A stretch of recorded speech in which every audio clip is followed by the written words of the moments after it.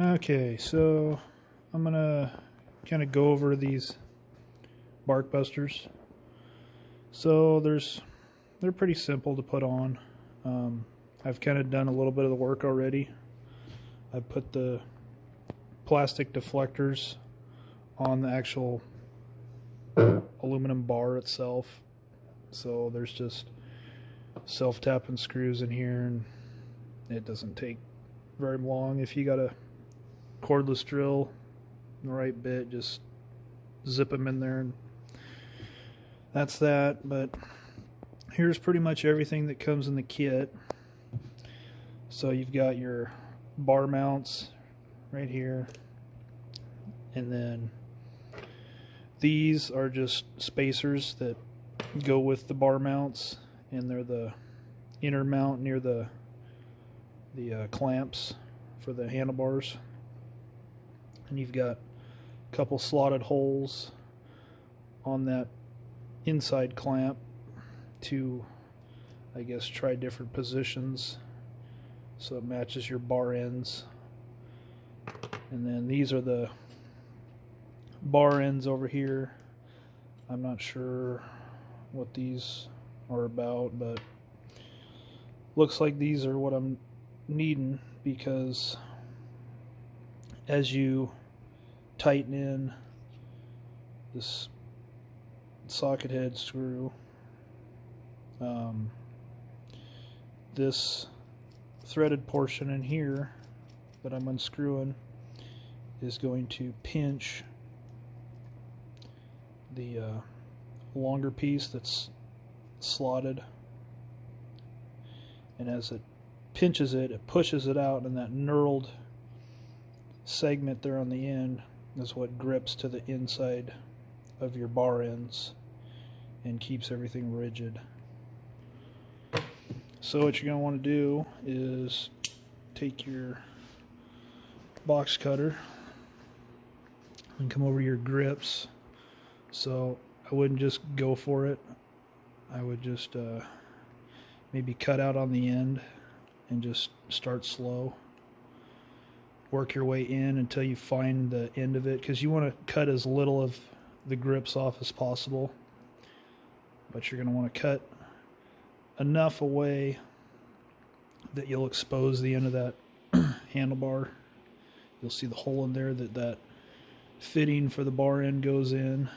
And then when you do the throttle side, there's a little bit more to it. You'll do the same thing, you'll cut the end, but sometimes it's best to loosen your grip all the way and pull it off slightly once you cut it up enough to expose the end of the bar. Then you can go in and trim off your throttle tube just a little bit, because when you do your throttle side, you want to trim enough of it away so it's not rubbing as you're twisting the throttle on the bark buster. That way you don't, stick your throttle or something like that when you're riding. You want to have a little bit of clearance in there. Here. And then I go over to the throttle side, and you can see what I mean here. So this plastic is all that throttle tube, and I've got it trimmed just a little bit back. You can kind of peel the grip away, and you can see more of the tube revealed.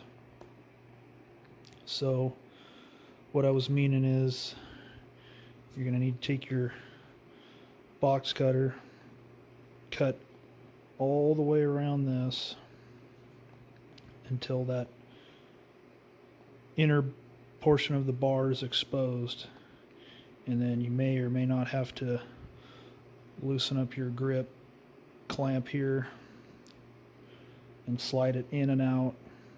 So you want your grip inside enough so it clears the bar end of the bark buster when it's on here.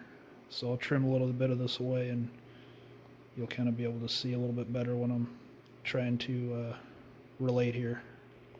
Yeah, you can see it's got some of the handlebar sticking out past the grip tube. That should be plenty enough for clearance when you're rotating the throttle and you got your bark buster all tight in there. So next thing you want to do is you want to take the headlight mask off, and you just pop these loose around the forks, and then there's this clip up here. There's a little screw on the inside. Once you get that screw out, you just pull it away from your cables. So you take your bark buster. I'm doing the throttle side still, so I've just gone ahead and put that screw on the outside, and then I put my hardware on the inside, and then it just slips right inside the end of the bar. And then you kind of get everything into position, and then you'll put your inside clamps on there and get it all tight.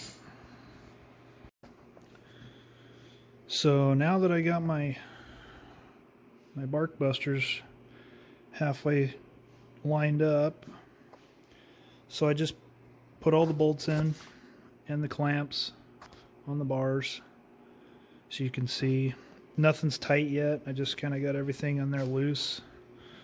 I got these in there fairly tight, but you can still maneuver them all around. Then I just put the headlight mask on there temporarily, just to kind of see the fitment in here. Because what you're going to want to do now is, if you haven't done anything already with your controls, I would just get all that stuff set to where you want it. You know, just go under, like for your brake side, just in your clutch, just loosen these and then get them all positioned where you like them. I usually try to get it away from the aluminum on the bark buster a little bit, and I kind of like my clutch to run so I can do at least 2 fingers. And then over here on my brake side, you can see I got a lot of room, so I might scoot that over a little bit more, and you know, kind of the same thing, maybe one or 2 fingers for your brake is kind of my riding style. But once you got everything where you want them, your controls, then I just try to get the bark buster rotated up or down so it's somewhat close with the level of your controls. So if you do have a crash or an impact or something, you don't end up wiping out your levers. Anyway, once I get everything all positioned the way I like, I'll get this all tightened up, and then I'll throw that headlight mask on and get that finished. So that's basically how it all goes. So moving on, I'm going to get in here and swap out this sprocket. I've got this 13 tooth that I was talking about, and then some of my other protection pieces I'm going to put on here. I got to take this chain guard off. The new one goes right in here over the slave cylinder bolt locations, and then that other chain guard ties in back here, goes between the frame, and it utilizes this mounting position up here from the old guard. So got some 6mm bolts here. Get these out.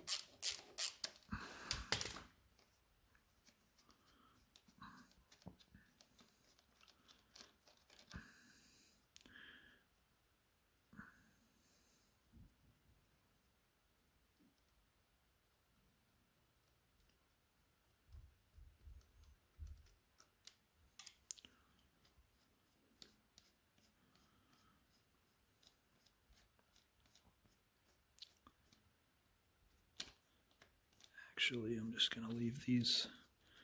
I'm going to leave these other two tight for now, because I don't need to take that slave cylinder off for any reason other than just swapping out the bolts for the guard. And then get this one back here.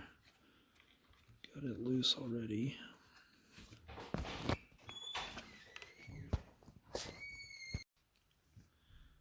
So I get the guard loose and it just comes out. And then change that sprocket. I'm going to get my chain ran over here until I find the master link. Then I'll get that disconnected and I'll get a snap ring pliers and I'll pop that clip off and swap the sprocket. Get the chain off, and then I got my guard, inner frame guard, kind of halfway positioned in there. And it kind of it's kind of hard to get it in there. You got to get it in the spot here between the swing arm, and there's another spot back here where this chain guide slides through. You gotta push in with your finger to get it opened up enough where it'll slide in there, but once you get in position, it just kind of rides. This thing's cut out to fit right in there, and then this mount up here, as you slide it in, it just kind of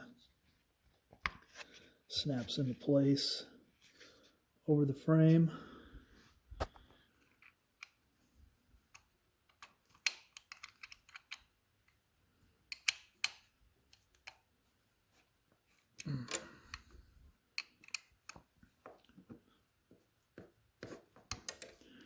There you go, got that. Now take a pair of snap ring pliers, get in there, grab the clip, pull that apart,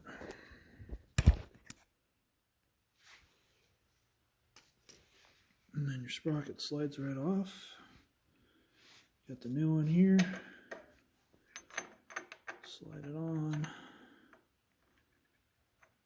Line up somehow.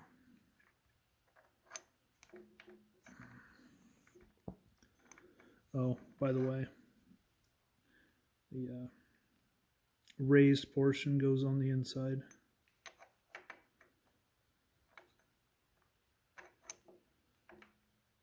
Get that in there. And you just put your snap ring back on there.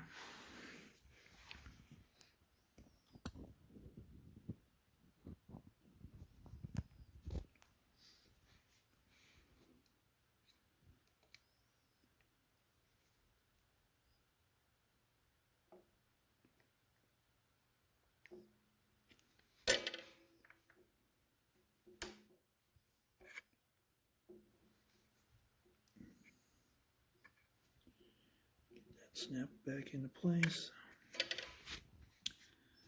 Okay, now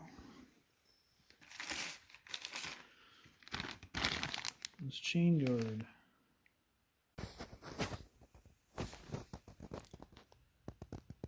So in the instructions, it's just kind of telling you what to do.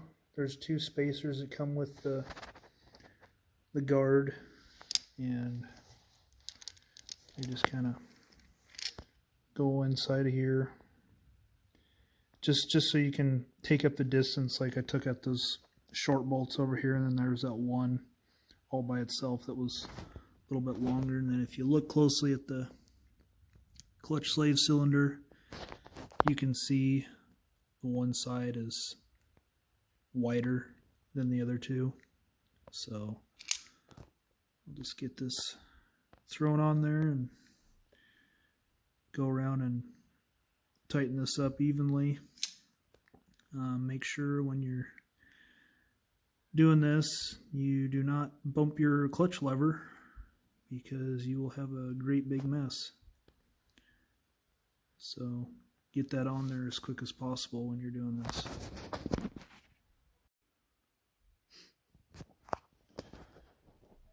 Alright, now I got everything tight on this guard and the inner frame guard. Sprockets on there, and I got the chain and master link back together. So if you do all this, don't forget to come back later and recheck the tension on your chain.